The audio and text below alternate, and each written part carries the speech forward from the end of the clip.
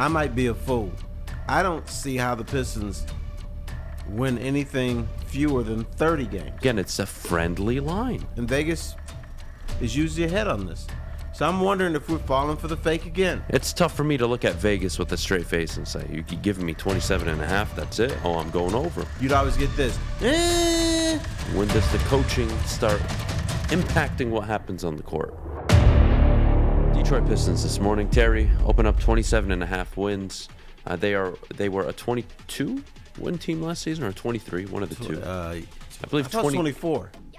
I think they were a 23 win team last season.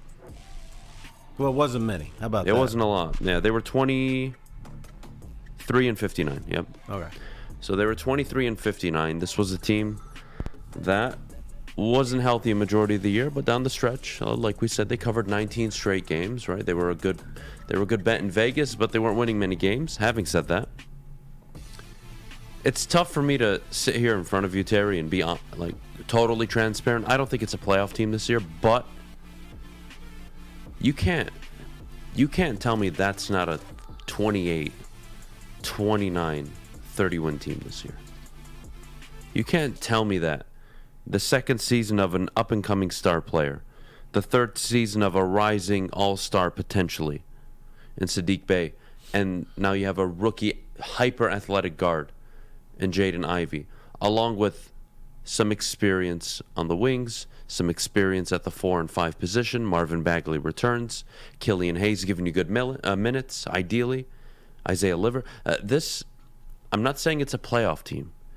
And I don't think they're going to be 17, 18 games better than last year, which is what they would have needed to get into the play-in. But that over is what, again, it's a friendly line. And Vegas seems to do this every year, where you feel good about it, but they end up being right. Last season, I believe they were set at 24, 25.5. I smashed the over on that. Totally wrong. This year, I'm looking at 27.5 wins. How do you go through an 82-game schedule and not win 30 games with that young team? Well, young. That's why. Youth, a lot of times, doesn't play as well on the road as they do at home. Youth often fizzles in the last 3 or 4 minutes of a game because the veteran teams know, or the veteran players know what to do to close out a close game. That's why Vegas is saying 27.5 games. But I might be a fool. I don't see how the Pistons win anything fewer than 30 games. I'm going to say they're going to win 30 to 31 games. But more times than not, when it comes to the home team, we believe in our team. We believe that they're going to win more games than Vegas says. But Vegas, they don't build all those big casinos for nothing. They know what they're doing. They don't have the emotion in these franchises like we do.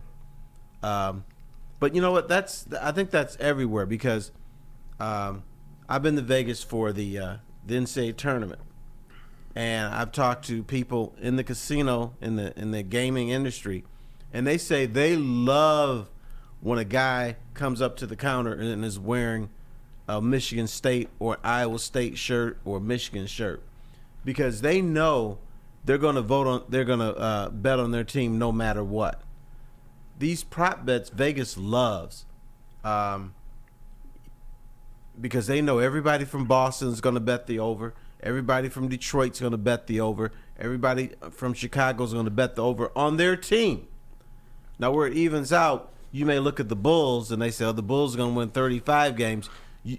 Somebody from Detroit, Boston, or Miami may vote or pick the under for an out-of-town team, but you put so much money on your team because you know they're going to go over that it kind of balances it out, and Vegas is usually ahead on this. So I'm wondering if we're falling for the fake again. I, as an individual, can't see the Pistons winning any less than 30 games. Vegas is telling me, nope, 27.5. As a Pistons supporter, I agree. As a betting man,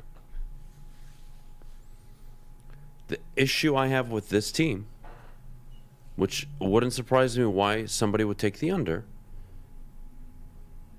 is they're young. And what happens with young teams?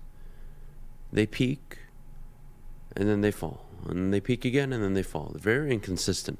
Valleys and peaks, right? You go all the way to the top, and then you fall down. You go all the way to the top, and you fall down. And that's what young teams consistently are. And They're here's erratic. one thing that you can almost guarantee.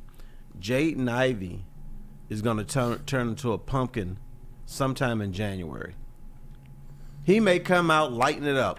Like, damn, this dude is good. Better than we thought he was. Mm-hmm. But then in January, he's going to hit that wall. He's going to be like another guy. Who knows? And we don't know how long that's going to last. Well, one of the concerns, and actually it's the biggest concern I have with this basketball team, is Dwayne Casey. Is he here for player development, or is he trying to coach this team up and win games? You know, there's a team out in Memphis who, yes, have John Morant, and he's phenomenal, and he is the engine that runs that team. But if I recall last season, they did have a historic record without him in games he missed. Yeah, they still win without him. I want to say it was 20-2, and you know, you look at Memphis, you have Desmond Bane, you have Jaren Jackson Jr., nice players, really nice players. But you're not looking at those individuals and saying you can supplement John Morant, but they did, with very good coaching, with a very aggressive style of defense, very good in the transition. Again, not surprised that they won the games, but you have a team that won 20 games last season in Memphis without Ja. And you look at this Pistons team. I know it's young, but geez, it's tough for me to look at Vegas with a straight face and say, you're giving me 27.5, that's it? Oh, I'm going over. Right. I said that last year. It's a tricky situation. Well, critical question. When the Pistons win their first playoff series, will Dwayne Casey be the coach? No. Dwayne Casey, for me, and I hope I'm wrong, he's actually a really good guy, by the way, but it's not personal. I see him as the stopgap coach. This is the guy that'll go through all the bad years for you at the moment. He's going to have some really good seasons with you. He'll probably get a 48, 50 win season if he's here long enough. But you're going to go in another direction eventually. You're going to want to make your Mark Jackson to Steve Kerr jump. Now, will you be at that point in this build where you're ready to compete for a championship? Who knows? But I don't believe so, no. With Dwayne Casey, I just don't. I believe this. When they win their first playoff series, Dwayne Casey will be the coach.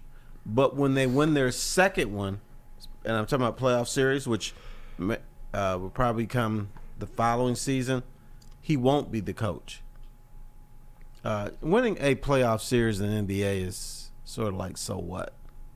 But, you know, for the Pistons, that's a big deal and everything. But I still think he'll be the coach for that. But he won't be there when it's time for them. If you can win 2 playoff series, it means you're a semi-threat. And he won't be the coach then. They will figure something out that, you know, he's not quite the guy and they have to go in a different direction. What's the timeline for Dwayne Casey, if we're honest? A playoff appearance next season, not this upcoming one, but the one following? Yeah. A playoff series the year after? We're looking at 3 seasons from now. I like Dwayne. I think he was done wrong a bit in Toronto, but also Nick Nurse, just the way things timed out, it worked out. It just did. Would it have worked out? Nick Nurse had a killer. He did. Dwayne Casey did not have. Dwayne Casey had DeMar DeRozan. And at that time of his career, DeRozan was the choker. Yep. You couldn't trust him in a big game to save your life. I think then that's they the bring thing. in Kawhi Leonard, who's like, at that time, let's call it what it was. It was a stroke of luck. Mm-hmm.